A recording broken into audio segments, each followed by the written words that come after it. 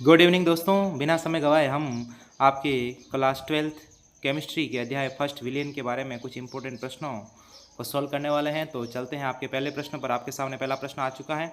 एक आदर्श विलियन का गुण होता है। एक आदर्श विलियन में क्या गुण होता है, ये आपके लिए पहला प्रश्न है आज के लिए। तो ये आदर्श विलियन जो होता है ये राउल्ट के नियम की पालना करता है। बिल्कुल सही बात है। डेल एस मिक्स की वैल्यू जो जीरो होती है ये भी सही बात है, और डेल वी मिक्स की वैल्यू भी जीरो होती है ये भी सही बात है। इसलिए इसका राइट आंसर हो जाएगा उपरोक्त सभी, आपका ऑप्शन नंबर द।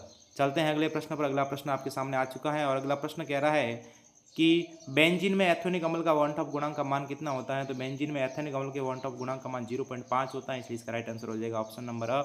अगला प्रश्न है, जल में नमक डालने पर किसका मान बढ़ता है। तो जल में जो नमक डालते हैं तो किसका मान बनना चाहिए। तो वाष्प दाबकाक, हिमांकाक, दाबकाक, क्वथनांक का। तो इसका क्वथनांक का मान जो होता है ये बढ़ता है। अगला प्रश्न आपके सामने, निम्न में से कौन सा अणुसंख्यक गुणधर्म नहीं है पूछा, इस पर फोकस कीजिएगा।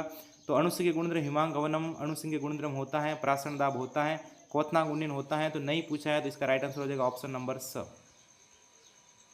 चलते हैं नेक्स्ट प्रश्न पे। नेक्स्ट प्रश्न आपके सामने आ चुका है।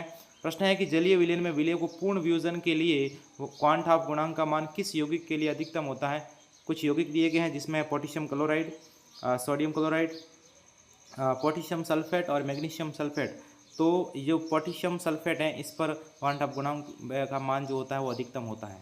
चलते हैं अगले प्रश्न पर।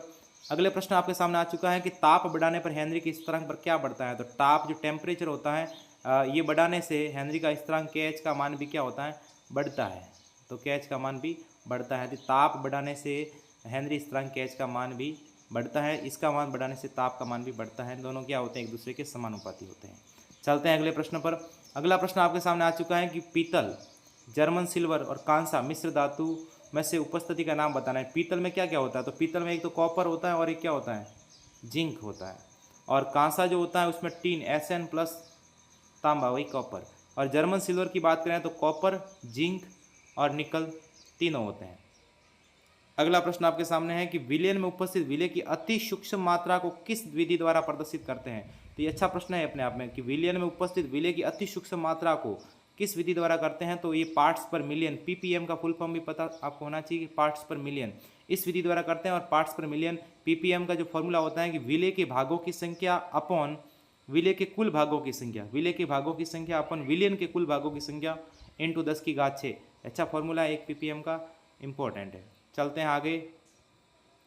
प्रश्न है, निम्न में 0.1 एम पर C6H12O6 LCl3 MgCl2 NaCl के क्वथनांक के बढ़ते क्रम में लिखिए। क्वथनांक के बढ़ते क्रम के लिए आपको बताऊं, काशीनाथ का मगन आलू जरा फीके पकाता है, कौन आ गया हो। एक छोटा सा ट्रिक है, इसके अकॉर्डिंग हम बना सकते हैं। तो ये C पहले आ गया कार्बन, फिर काशीनाथ Na आ गया, मगन Mg आ गया, आलू। तो इस प्रकार इसका सबसे कम, इसके बाद इसका, इसके बाद इसका, इसके बाद आप इस प्रकार बढ़ते हुए क्रम में सेट कर सकते हो।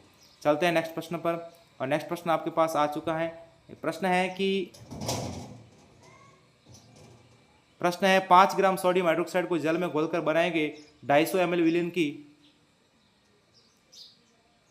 5 ग्राम सोडियम हाइड्रोक्साइड के जल में घोलकर बनाएंगे 250 ml विलयन की मोलरता ज्ञात करनी है। आपको मोलरता ज्ञात करनी है। तो यहाँ पे मोलरता ज्ञात करने के लिए आपको W भी दिया हुआ है, विलय का जो सोडियम हाइड्रोक्साइड है उसका भार दिया हुआ है 5 ग्राम, और विलय का अणुभार, सोडियम हाइड्रोक्साइड का अणुभार सोडियम का हो गया, आप निकालते हो तो 11 यानी कि इसका दुगुना 22 और 23.5 हो गया, 23.5। ऑक्सीजन का हो गया आपका 16 और हाइड्रोजन का हो गया 1, तो समथिंग समथिंग अप्रोक्स 40 ग्राम इसका मान हो जाता है।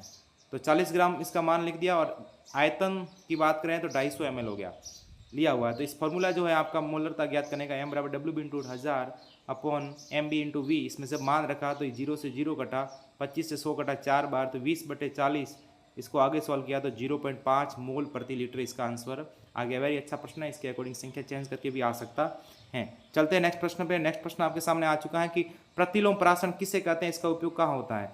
तो विलयन पर परासरण दाब से अधिक बाहरी दाब लगाने पर, एक विलयन है जिसमें परासरण दाब से अधिक अगर हम बाहरी दाब लगाते हैं तो शुद्ध विलायक जो होता है अर्धपारगम्य झिल्ली द्वारा विलयन से बाहर निकल जाता है, अर्थात परासरण की दिशा क्या हो जाती, बदल जाती है, जिसके प्रतिलोम परासरण कहते हैं। और इसका उपयोग की अगर हम बात करते हैं तो इसका उपयोग समुद्री जल के शोधन यानी कि RO में किया जाता है। अगला प्रश्न है कि जलीय जीवों के लिए गर्म जल की तुलना में ठंडे जल में रहना अधिक आरामदायक क्यों होता है। तो गर्म जल से अपेक्षा ठंडे जल में अधिक आरामदायक होता है। इसका कारण है कि गर्म जल की अपेक्षा ठंडे जल में ऑक्सीजन जो होती है उस गैस की विलेयता अधिक होती है, ऑक्सीजन गैस की विलेयता अधिक होती है, यानी ठंडे जल में ऑक्सीजन की मात्रा अधिक होती है, इसलिए उसको रहना क्या होता है, लाभदायक होता है। और अंतिम प्रश्न आपके सामने है, वेरी इंपॉर्टेंट प्रश्न है, ये बहुत इंपॉर्टेंट क्वेश्चन है। और ये क्वेश्चन है कि मोलरता से किस प्रकार भिन्न है, यानी मोलरता और मोलरता में अंतर बताना है। तो मोलरता की परिभाषा होती है कि 1 लीटर विलयन में उपस्थित विलय के मोलों की संख्या को मोलरता कहती है। इसका फॉर्मूला है, आपको याद होना चाहिए, M बराबर WB × 1000 upon MB × V mole litre, जिसमें WB विलय का भार है, MB विलय का अणु भार है और विलयन का V आयतन है। यार और एक और लाइन याद रखना कि ताप बढ़ाने पर मोलरता का मान कम होता है, ताप बढ़ाने पर मोलरता का मान कम होता है और मोलरता पर ताप का कोई असर नहीं होता है। और मोलरता की परिभाषा की बात करें तो 1 किग्रा विलायक में उपस्थित विलय के मोलों की संख्या को मोलरता कहते हैं। इसकी जो इकाई है वो मोल प्रति kg है।